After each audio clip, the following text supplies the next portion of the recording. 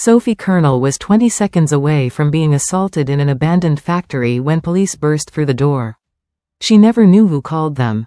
The street gang that had been terrorizing her for weeks thought they were untouchable, until the day they mocked her worn-out clothes on a public street and heard the unmistakable sound of a gun cocking behind their heads.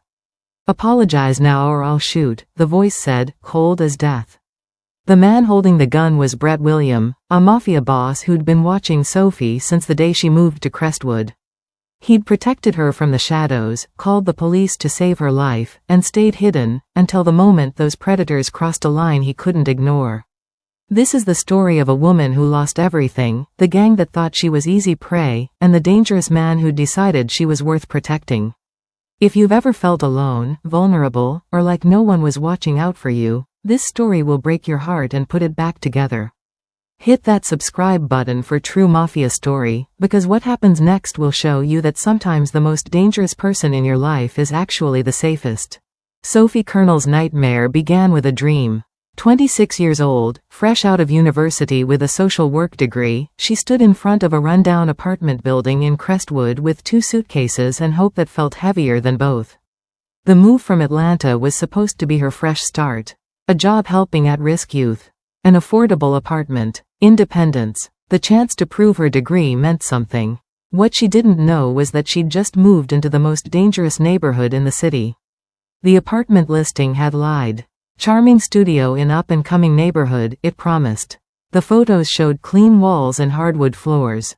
The reality was graffiti-covered buildings, flickering streetlights, and groups of men on every corner whose eyes followed her like predators tracking prey. Sophie's landlord shoved keys into her hand. "Rent's due on the 1st. Don't be late." Then he disappeared before she could ask where the nearest grocery store was. Her third-floor apartment smelled like mold. The lock stuck, requiring 3 hard shoves to open. Inside, the hardwood floors were water-damaged linoleum. The spacious windows overlooked an alley where 2 men were exchanging something that made Sophie immediately close the blinds. But she'd signed a year lease and paid deposits she couldn't afford to lose. So Sophie unpacked, arranged her belongings, and told herself it would be okay. She'd sold her car to afford the move, which meant walking everywhere. Her phone became her lifeline, Google Maps constantly open, guiding her through streets that changed personality block by block. Some areas had families on porches, children drawing with chalk. Other blocks were abandoned with boarded-up buildings and stripped cars. The community center was 2 miles away. Sophie walked there every morning at 7:30 a.m. and home every evening at 6 p.m. The same route, the same timing. She didn't realize that being predictable in a neighborhood like this was the most dangerous thing she could do. Mrs. Chen, the community center director, looked tired. "We're understaffed and underfunded," she told Sophie. "But these kids need someone who believes in them. Can you do that?" "Yes," Sophie said, and meant it. She threw herself into the work. After-school programs, life skills classes, college applications. The kids were guarded at first, suspicious of another social worker who'd probably quit like all the others. But Sophie showed up every day. She learned their names, their stories, their dreams. The pay barely covered rent and groceries. Sophie started skipping meals. She wore the same 3 outfits on rotation, hand-washing them in her sink because laundromats cost money she didn't have.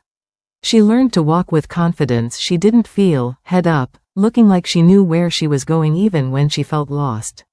What Sophie didn't know was that someone had been watching her since day 2. Brett William wasn't the kind of man people noticed unless he wanted to be noticed. He'd been sitting at a red light when he first saw her standing outside a boarded-up store, staring at her phone with confusion, wearing a blazer despite the heat. She was holding groceries, clearly having walked farther than planned. She didn't belong here. Brett had built an empire on reading people. 15 years controlling Crestwood had taught him to identify power versus prey within seconds. Sophie Kernel was educated, determined, trying to make a difference in a neighborhood that destroyed idealists. She had no idea these blocks belonged to him. The light turned green. Brett made a call. "There's a new woman in the neighborhood. Mid-20s, professional. Find out who she is. I want daily reports." "You recruiting her, boss?" "No," Brett said. "I'm making sure nothing happens to her." He couldn't explain why. Maybe it was the stubborn hope in her walk despite obvious fear. Maybe she reminded him of his mother, who'd tried to survive neighborhoods like this and failed. Maybe Brett simply didn't allow predators to hunt freely in his territory. Sophie Colonel had just become the most protected person in Crestwood. She didn't know it yet. What she also didn't know was that the jackals had noticed her too. 5 men who survived by taking from people weaker than themselves. And they'd been watching Sophie's predictable routine for 2 weeks. Mace, their scarred leader, had decided. That college girl walks the same route every day. Alone. Always on her phone. She's easy money. Tomorrow evening, when Sophie walked home from work, the jackals would be waiting. And Brett William would have to decide how far he'd go to protect a stranger. Subscribe to True Mafia Story if you just realized Sophie's being hunted but protected by someone even more dangerous. The next chapter reveals the Jackal's plan and why Brett can't intervene directly. Share this because someone needs to hear this story. Brett William had rules. Rule number 1. Never get personally involved. He controlled Crestwood through fear, money, and calculated distance. He owned the territory, collected tribute from every business, and ensured order through a network of enforcers who handled problems before they reached him. Personal attachment was weakness. Caring about individuals was how men in his position ended up dead. He'd followed that rule for 15 years without breaking it once. Then he saw Sophie Colonel standing outside that boarded-up convenience store, and something in his chest tightened in a way he didn't recognize. It wasn't attraction, not exactly. It was recognition. She reminded him of his mother 20 years ago, trying to survive in neighborhoods exactly like this one, wearing professional clothes to job interviews while men on corners tracked her movements like wolves watching a lamb. His mother had died in an alley 3 blocks from their apartment, her purse stolen, her body left in the rain because no one cared enough to call the police for 2 days. Brett had been 16. He'd made a promise standing over her grave, no one else. Not in his territory, not on his watch, but that promise had been abstract until now. Protecting the neighborhood meant keeping major crime out, maintaining order, ensuring his businesses ran smoothly. It didn't mean tracking individual women walking home from work. Yet here he was, parked across from Sophie's apartment building at 6:15 p.m., watching her climb the stairs with grocery bags, waiting to make sure she got inside safely. "Boss, I got the information you wanted." Marcus, his second in command, called from the passenger seat. Sophie Colonel, 26, from Atlanta. Social work degree from Georgia State. Works at Crestwood Youth Services making $32,000 a year. No family in the area, no boyfriend, no car. She's completely alone. Criminal record? Clean. Parking tickets in college, nothing else. She's exactly what she looks like, a girl trying to help people who's in way over her head. Brett watched Sophie's window light up on the 3rd floor. She was probably making dinner now, probably exhausted from dealing with troubled teenagers all day, probably wondering why she'd moved to a city where she knew no one. "Keep someone on her," Brett said. "Rotation every 8 hours. I want to know everywhere she goes, everyone she talks to, any threats that develop." Marcus hesitated. "Boss, that's a lot of resources for one civilian. What's special about her?" Brett didn't answer because he didn't know how to explain it. On paper, Sophie was nobody. No connections, no money, no power. She was exactly the kind of person his organization normally ignored. But there was something about the way she held herself. Scared but determined. Broke but still trying to help others. Alone but not broken yet. She reminded him that not everyone in Crestwood was corrupt. Some people were just trapped. What Brett didn't know was that while he was watching Sophie, someone else was watching her too. 5 blocks away, in a basement apartment that smelled like stale beer and cigarettes, Mace was showing his crew a photo on his phone. Sophie Colonel walking down the street, professional blazer, phone in hand, completely unaware she was being photographed. "She walks the exact same route every single day," Mace said, zooming in on her face. 7:30 in the morning, 6 o'clock at night. Like clockwork. No car, no boyfriend walking with her, always alone. "She works somewhere with money?" asked Tommy, the youngest member, barely 19 with dead eyes that had seen too much too soon. "Community center. Nonprofit. She probably makes nothing." Mace grinned, showing teeth that needed dental work he'd never afford. But she's got a phone, probably has credit cards, definitely has an apartment with stuff we can sell. Plus, look at her. The way he said it made the others lean in. She's got that innocent thing going on, Mace continued. College educated, thinks the world is good, probably never been robbed before. She'll hand everything over without a fight. Easy target. When do we move? Tommy asked. Thursday evening. She cuts through that alley behind the old factory. No cameras, no witnesses, no help. Mace put his phone away. We take everything. Phone, wallet, keys, jewelry if she's wearing any. Then we see what else she's got worth taking. The others laughed, understanding exactly what he meant. The Jackals had been operating in Crestwood for 3 years, preying on people too scared or too broke to fight back. They weren't sophisticated. They didn't have territory or tribute or respect. They were bottom feeders who survived by taking from people weaker than themselves. They had no idea they were hunting in someone else's kingdom. They had no idea Brett William had already marked Sophie Colonel as protected. And they definitely had no idea that when they made their move on Thursday, they'd be declaring war on the most dangerous man in Crestwood. Brett sat in his car, watching Sophie's window, and made another call. I want to know everything about a gang called the Jackals. Who leads them, where they operate, what they're planning. Get me that information by tomorrow morning. You thinking they're a threat? Brett's eyes never left Sophie's window. I'm thinking if they touch her, they're dead. He couldn't explain it, couldn't justify spending time and resources protecting one woman who meant nothing to his operation. But Brett William had learned to trust his instincts, and every instinct was screaming that Sophie Colonel was about to need him. Thursday was 2 days away. Not everyone watching you has bad intentions. Sometimes the most dangerous person in your life is actually the one keeping you safe. Subscribe to True Mafia Story if you just realized Brett's been protecting Sophie from day one, and he doesn't even know why. Hit like if you felt that moment when he decided she was worth protecting. Comment.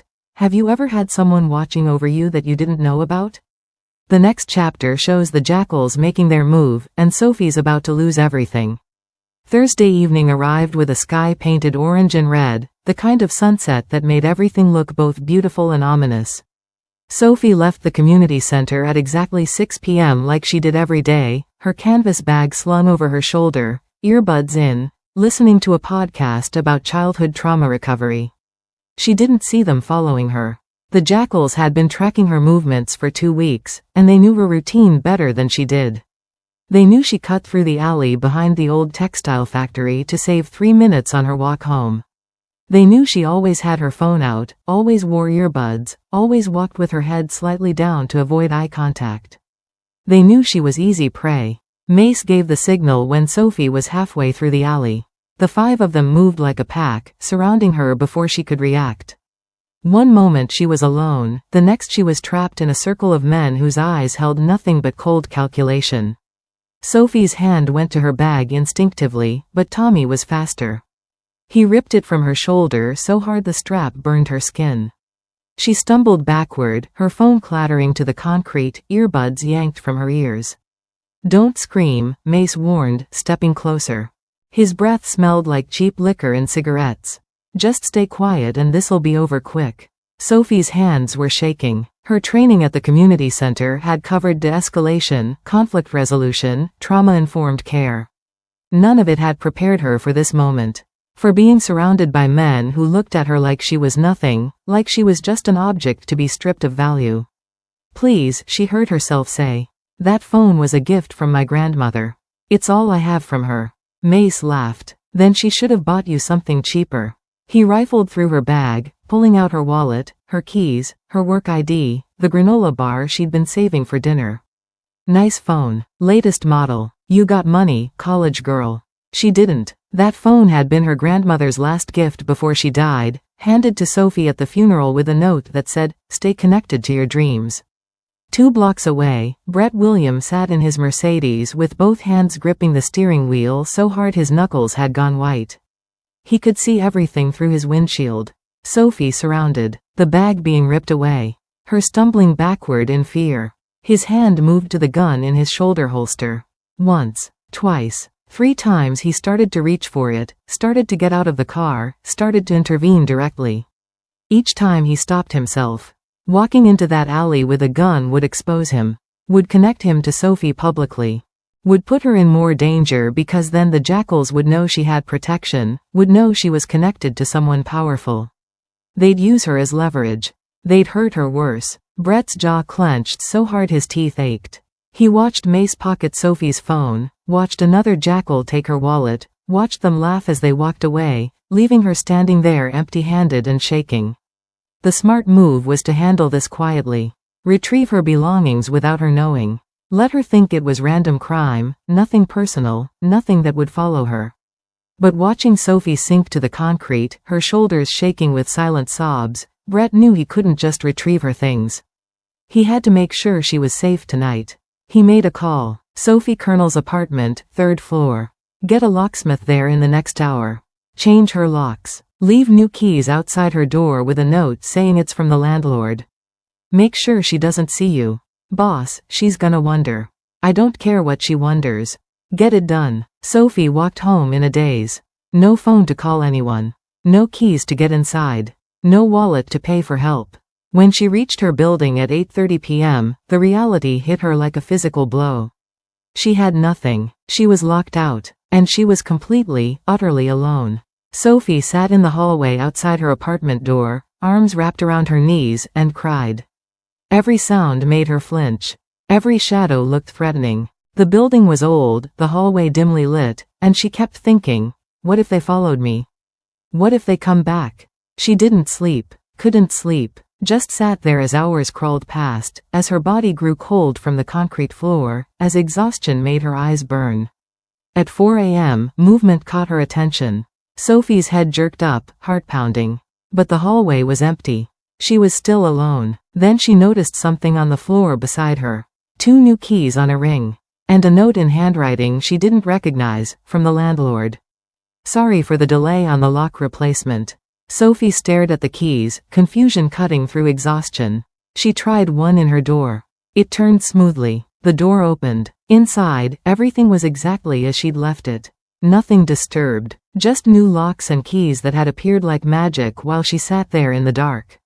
Sophie stumbled inside, locked the door behind her, and collapsed on her bed fully clothed. She had no idea someone had been watching her all night. Had no idea those locks had been changed specifically for her protection. Had no idea that the man sitting in a car 2 blocks away had finally driven home at 4:15 a.m., only after confirming she was safely inside. Rock bottom had happened in seconds. But help had arrived in ways Sophie couldn't begin to understand. Hit like if your heart broke when she spent the night locked out with nothing. Comment if you're wondering who really changed those locks. The next chapter shows Sophie's desperate attempts to survive, and the jackals aren't done with her yet. 2 weeks after the robbery, Sophie sat in a police station filling out paperwork that would go nowhere. The officer behind the desk looked bored. He didn't make eye contact as Sophie described the attack, the 5 men, the alley behind the textile factory. He typed with 2 fingers, slowly, like her trauma was an inconvenience interrupting his shift. Happens all the time in that neighborhood, he said when she finished. You got a description of the suspects? Sophie described Mace's scar, Tommy's dead eyes, the way they'd moved like a pack. The officer nodded without writing any of it down. We'll file the report. Don't expect much. These gangs, they're hard to catch. He slid the paper across the desk. Sign here. Sophie signed, knowing nothing would happen. The police didn't care about one more robbery in Crestwood. She was just another statistic. She'd cancelled her credit card, but the replacement wouldn't arrive for 10 days. Mrs. Chen had loaned her $200 from her own pocket, enough for a prepaid phone from the corner store. The phone had a cracked screen and only made calls. No apps. No internet unless she found Wi-Fi. Sophie's professional wardrobe consisted of 3 outfits. She'd been rotating them before the robbery, hand-washing them every few days. Now she wore them until they smelled, until the fabric showed sweat stains she couldn't scrub out, until the hems started unraveling. Her work shoes developed holes in the soles. She tried ignoring them, but rain soaked through, leaving her feet wet and blistered. So she cut cardboard from a cereal box and stuffed it inside. It worked for a few days until the cardboard disintegrated into soggy pieces that hurt worse than the holes. Food became a calculation. Rent was due in a week. She had $87 left from Mrs. Chen's loan. Sophie started skipping breakfast, then lunch. Dinner became ramen noodles or rice with butter. Some days, just the rice. At work, the kids noticed. "Miss Colonel, you okay?" asked Jamal, a 15-year-old she'd been helping with college essays. "You look tired." "I'm fine," Sophie lied, pulling her worn blazer tighter. The fabric was pilling at the elbows, threads loose at the seams. She looked like exactly what she was, someone barely surviving. Walking home had become a nightmare. Every alley made her heart race. Every group of men made her cross the street. She took different routes, left work at different times, constantly looked over her shoulder. But the jackals were watching. They saw her struggling, saw the same clothes getting shabbier, saw her limping slightly because of the holes in her shoes, saw her checking her empty wallet before putting it back in her pocket. "She's broke now," Mace told his crew, sitting on their usual stoop 3 blocks from Sophie's apartment. "We took everything and she's got nothing left. So why we still watching her?" Tommy asked. Mace grinned. "Because when I grabbed her bag, I felt something." He made a gesture with his hands. "She's got a body under those professional clothes. Real soft. Real nice." The others leaned in, understanding shifting in their eyes. "We already took her money," Mace continued. "But there's other things worth taking. And she's alone, broke, and scared. Who's she gonna tell?" Tommy laughed. "When? Soon. Let her get comfortable thinking it's over. Then we'll remind her that nothing's ever really over in Crestwood." 3 blocks away, Brett received a report from his surveillance team. Sophie was barely eating, wearing the same clothes repeatedly, limping from damaged shoes. His jaw tightened. "Why haven't we returned her belongings?" he asked Marcus. "Because then she'll know someone's watching her specifically. You said to stay hidden." Brett stared at Sophie's file. He'd been so focused on protecting her from future threats that he'd forgotten she was drowning right now. Staying hidden meant watching her suffer. But revealing himself meant putting her in more danger. Sophie Colonel was trapped in poverty, and Brett William was trapped between his code and his conscience. Poverty isn't a moral failing. It's a trap that's hard to escape, especially when predators are still circling. The next chapter shows the jackals making their second move, and this time they want more than just her belongings. If you're feeling Sophie's desperation right now, if your heart is breaking watching her survive on rice and cardboard in her shoes, hit that subscribe button for true Mafia story. Because what happens next is going to show you why Brett William has been tracking the jackals every single hour for the past 3 days. He knows something Sophie doesn't. He knows they're not done with her. And he's about to make a decision that will save her life. Turn on notifications because Chapter 5 is the moment everything changes. Sophie changed her route home. She'd seen the jackals on her usual path twice in the past week, watching her. So she found a shortcut through the abandoned textile factory on Porter Street. The building had been closed for 15 years, but it cut 10 minutes off her walk. Tuesday evening, Sophie pushed through the side door into the loading bay. The sun was setting, casting long shadows across concrete. She didn't hear them following until it was too late. Mace stepped out from behind a support beam, blocking the exit. Tommy appeared behind her. 3 others emerged from shadows, forming a circle. Sophie's heart stopped. Her hand went to her phone, but it was the cheap prepaid with no data. No way to call for help. "Remember us?" Mace asked, walking closer. "You've been avoiding us, college girl." "Please," Sophie whispered. "I don't have anything. You already took everything. We're not here for your wallet this time." The way he said it made Sophie's blood run cold. She screamed. The sound echoed off factory walls but went nowhere. No one would hear. Mace grabbed her arm. Sophie fought, but he was stronger. Tommy moved closer. Their intentions were written in their eyes. 2 miles away, Brett William was already on the phone. He'd been tracking the jackals for 72 hours straight. He'd watched them scout the factory, watched them time Sophie's new route, watched them position themselves for ambush. Brett had anticipated this exact moment. "Detective Morrison," Brett said, voice ice cold. Anonymous tip. Attempted assault in progress at the old Westfield textile factory, East Loading Bay. You have 4 minutes before I handle it myself. Who is this? Someone who's tired of gangs operating freely. 4 minutes, detective. Brett hung up. His hand was on his gun. If police didn't arrive in time, he would. And the jackals would never threaten anyone again. In the factory, Sophie's screams had turned to sobs. Mace had her pinned against the wall. Then sirens. Blue and red lights flashed through broken windows. Cops. Tommy yelled. Mace released Sophie and ran. The others scattered. Within seconds, she was alone, sliding down the wall, shaking. Police burst through the door, guns drawn. A female officer wrapped a shock blanket around Sophie's shoulders and guided her outside. "How did you know to come?" Sophie finally asked. "Anonymous tip," the officer said. "Someone called it in, gave us your exact location." Sophie's mind spun. Who even knew she was here? Detective Morrison approached. "We caught 3 of them. Mace Turner and Tommy Reeves got away, but we know who they are." "Will they come after me again?" "We're filing charges. They'll be held without bail." Morrison's expression softened. "But I'll be honest, the legal system isn't perfect. You should consider moving." "With what money?" Sophie could barely afford food. "We'll have a patrol car drive by your building tonight," Morrison added. Sophie nodded, but she understood the truth. Police had saved her today, but they couldn't protect her forever. She was still alone, still broke, still trapped in a neighborhood where predators operated freely. What Sophie didn't know was that the anonymous tip hadn't come from a concerned citizen. It had come from a man who'd been watching her every move for weeks, who'd anticipated the jackal's plan, who'd called police with 4 minutes to spare because waiting longer would have required him to kill 5 men. Brett William sat in his car 3 blocks away, watching ambulance lights flash, and allowed himself one moment of relief. She was alive. The system had worked. But only because he'd made sure it did. Comment if you just realized Brett called the cops before anyone even knew she was in danger. Hit like if you're grateful Sophie survived. The jackals were arrested within 24 hours. Mace Turner, Tommy Reeves, and the other 3 sat in holding cells while Detective Morrison processed the paperwork.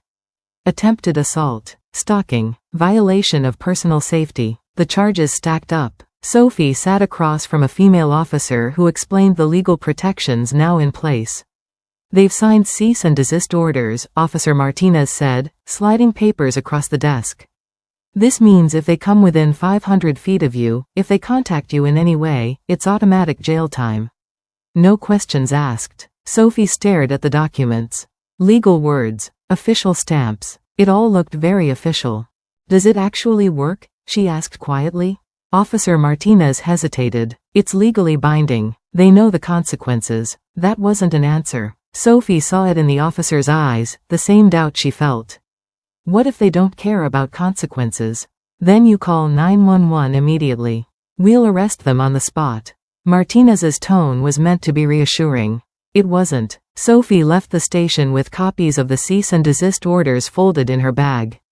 Paper protection against men who'd already proven they didn't care about rules. 2 weeks passed. Sophie tried to believe the papers meant something. She walked the same routes again, stopped changing her schedule constantly, let herself breathe without checking over her shoulder every 3 seconds. Her clothes were falling apart. The blazer she'd worn to her first day of work now had holes in the elbows. Her pants were fraying at the hems. Her shoes, God, her shoes were barely holding together. The soles flapped when she walked, cardboard long since disintegrated, her socks visible through gaps in the leather. She looked homeless. She felt homeless. And she was 1 month behind on rent. Mrs. Chen had quietly stopped asking Sophie to pay back the $200. The kids at the community center had started bringing her extra food from their lunches. "I wasn't hungry anyway, Ms. Colonel," they'd say, even though Sophie knew they were lying. This was rock bottom, but at least the jackals were gone. Then she saw them. Wednesday morning, walking to work, Sophie turned a corner and there they were. Mace and Tommy sitting on their usual stoop, out on bail, free as if nothing had happened. Their eyes locked on her. Mace smiled. Not friendly. Predatory. "Look who it is," he called out. "Miss College Girl. Nice outfit. You shopping at the dumpster now?" The others laughed. Tommy stood up. "Thought you could get us locked up? We've got lawyers. We've got rights." Sophie's hand went to her bag where the cease and desist papers sat. 500 feet. They were violating it right now. But what good was calling the police? They'd already been arrested once and were back on the street in 2 weeks. Paper protection meant nothing to men who had nothing to lose. Sophie kept walking, head down, while their laughter followed her down the block. The fragile hope she'd been holding onto shattered like glass. Friday morning, Sophie walked to work wearing the same outfit she'd worn 3 times that week. The blazer had holes in both elbows. Her pants were stained. Her shoes flapped with every step, soles held together by duct tape. She looked like someone who'd lost everything. The jackals were waiting. "Yo, look at Miss College Girl now." Mace's voice carried down the street, loud and intentional. Sophie kept walking, head down. "What happened to your fancy clothes?" Tommy called out. "You shopping at the dumpster now?" Laughter echoed. Cruel laughter that made pedestrians stop and stare. "Look at those shoes. Girl, you need to get yourself together." Sophie's face burned with shame. People were watching, some recording on phones.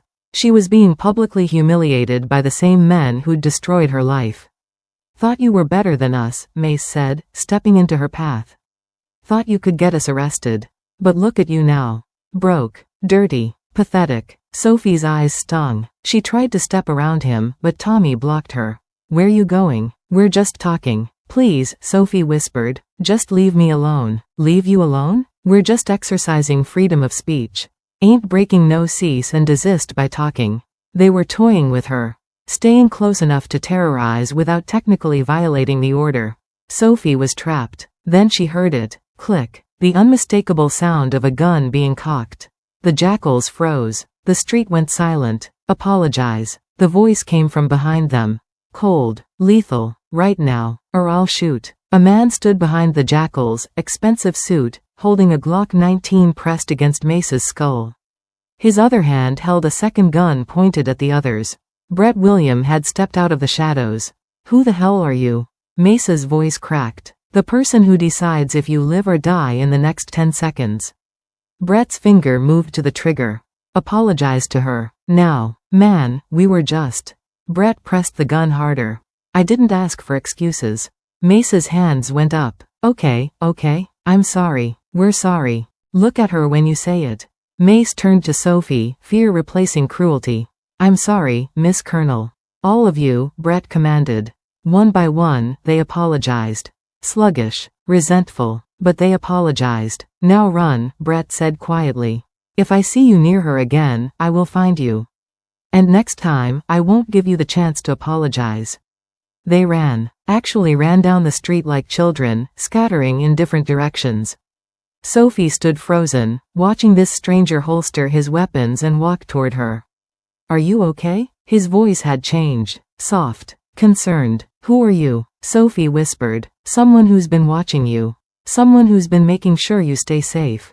Sophie looked at him properly. Expensive suit. Designer watch. But something screamed danger. "Why would you do that?"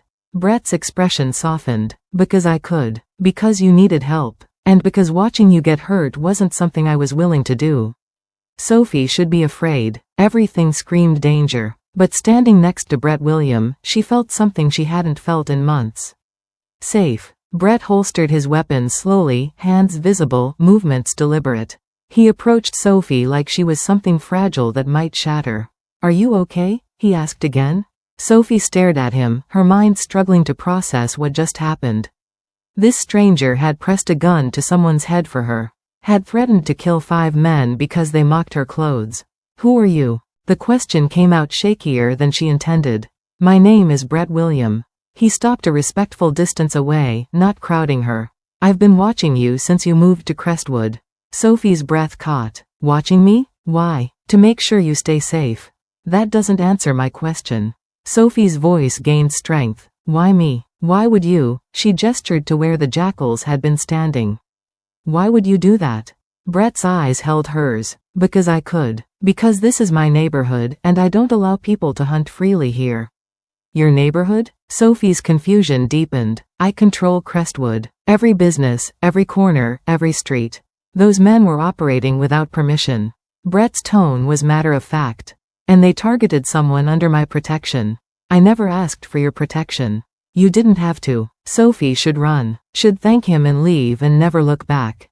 This man admitted to controlling criminal territory. He'd just threatened murder. He was dangerous in ways the jackals could never be. But he'd also saved her life. Twice now, if he was telling the truth about the factory. "Why are you wearing those clothes?" Brett asked, his tone shifting to something gentler. The question hit Sophie harder than any insult from the jackals. Her defenses crumbled. "Because they stole everything I owned," she heard herself say, voice breaking. "My phone, my wallet, my keys, my credit cards. Everything. And I can't afford to replace any of it. I'm barely affording food." Tears started falling. "I'm 1 month behind on rent. I patch my shoes with cardboard. I skip meals so I can keep working with kids who need help.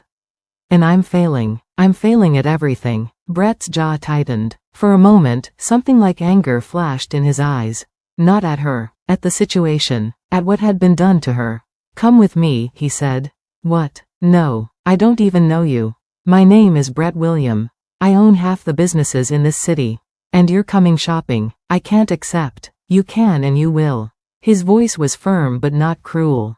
"Those men stole from you in my territory. That makes it my responsibility to fix." Sophie wanted to refuse. Wanted to maintain her pride, her independence, everything she'd been clinging to. But standing in torn clothes while strangers stared, exhausted from hunger and fear, Sophie realized something. Refusing help wasn't strength. It was just another way of giving up. "Okay," she whispered. Brett's expression softened. He pulled out his phone, made a quick call. Within 2 minutes, a black SUV pulled up to the curb. "After you," Brett said, opening the door. Sophie climbed in, and for the first time in months, someone else was taking control. Someone was helping. And maybe, just maybe, that was okay. If you're feeling Sophie's desperation and hope colliding right now, if you just cheered when Brett said, "You're coming shopping," then hit that subscribe button for true Mafia story. Because what happens next is going to show you that sometimes accepting help is the bravest thing you can do. Brett is about to give Sophie more than just clothes, he's about to give her back her dignity. The SUV drove through parts of the city Sophie had only seen in magazines. Upscale shopping districts with designer boutiques, sidewalk cafes, stores with windows displaying handbags that cost more than her rent. Brett sat across from her, making phone calls in Korean. Sophie caught words like shipment and territory that made her wonder what businesses he owned. The SUV stopped in front of a boutique called Meridian. The kind of store Sophie would never have entered before. Inside, it smelled like expensive perfume and leather. A saleswoman approached, her smile faltering when she saw Sophie's torn clothes. "We're here for a complete wardrobe," Brett said. "Professional attire. 3 full outfits, shoes, accessories, quality bag." The saleswoman's smile returned, aimed at Brett's expensive suit. "Of course, sir." Sophie stood frozen as the woman pulled clothes from racks. Blazers in her size. Dress pants. Blouses made from silk. "I can't afford this," Sophie whispered. "I'm paying. I can't let you." "Sophie, this isn't charity. This is restitution." "Restitution for what?" "For something that happened on my watch." Brett gestured to the clothes. "Those men operated in my territory. They hurt someone under my protection. That's my failure. This is me fixing it." "Your territory? What does that mean?" Brett's smile was cold. "Everything in Crestwood is my neighborhood. Every business pays tribute. Every gang operates with permission. The jackals didn't have permission. They were hunting in someone else's kingdom." Sophie's mind reeled. "You're a crime boss?" "I maintain order. I protect what's mine. And whether you knew it or not, you became mine the day you moved to Crestwood." The possessive language should have terrified her. But Brett didn't say it like ownership. He said it like responsibility. For the next hour, Sophie tried on outfits while Brett reviewed each one. He rejected anything that didn't fit perfectly, insisted on comfortable shoes instead of trendy ones. "You walk 2 miles to work," he said. "You need shoes that won't destroy your feet." When they finished, Sophie stood in front of a mirror wearing clothes that fit, shoes without holes, holding a leather bag. She looked professional, dignified. She looked like herself again. "Thank you," Sophie said, voice breaking. "You don't have to thank me. Just promise you'll be careful. Those men are still out there." Outside, Brett handed her a business card. "My restaurant. Best Italian food in the city. Come by after work tonight." "I can't." "Why not?" "Because I don't know you."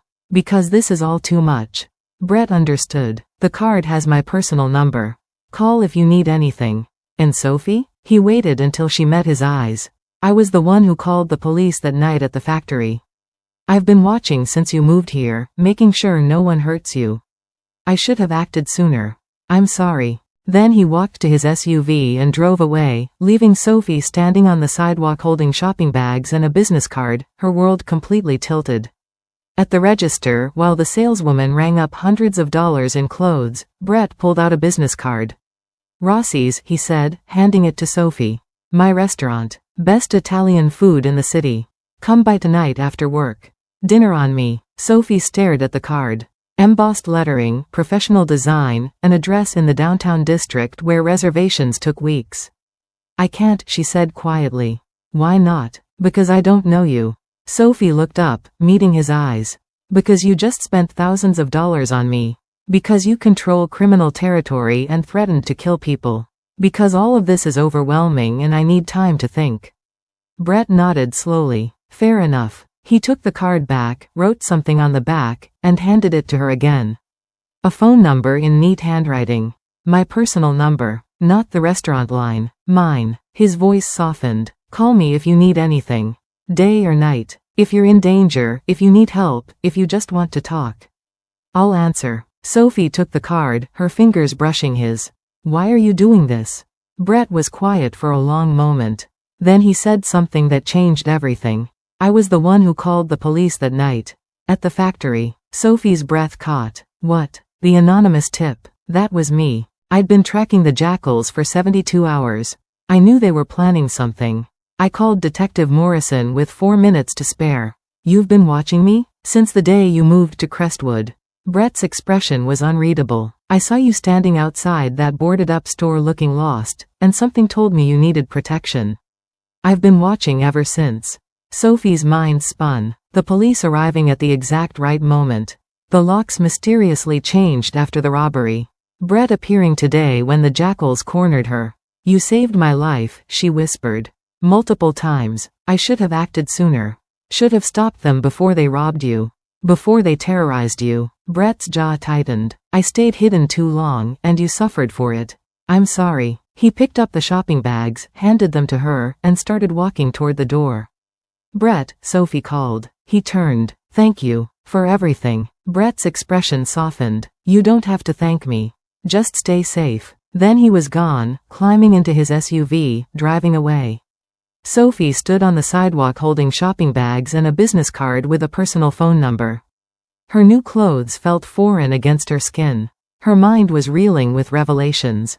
The most dangerous man in Crestwood had been protecting her all along. Had called the police to save her. Had threatened murder to defend her. Had spent thousands of dollars to restore her dignity. And she had no idea what to do with that information. The card felt heavy in her hand.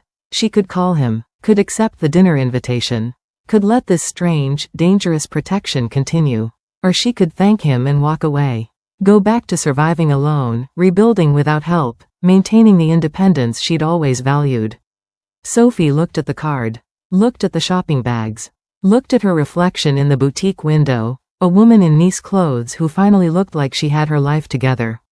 She'd gotten here because someone had decided she was worth protecting. The question was, what did she do now? That night, Sophie lay in bed staring at the ceiling, Brett's business card pressed against her chest along with her pillow. She couldn't sleep. Every time she closed her eyes, she replayed the day. The jackals mocking her on the street. The shame burning through her body. The sound of a gun cocking. Brett's cold voice, apologize. Right now, or I'll shoot. The shopping trip. New clothes. His matter-of-fact tone. Everything in Crestwood is my neighborhood. The revelation that shattered everything. I called the police that night at the factory. I've been watching since you moved here. Sophie rolled onto her side, holding the card up in the dim light from her window. His personal number, written in his handwriting, an invitation she could accept with one phone call. She wanted to call him.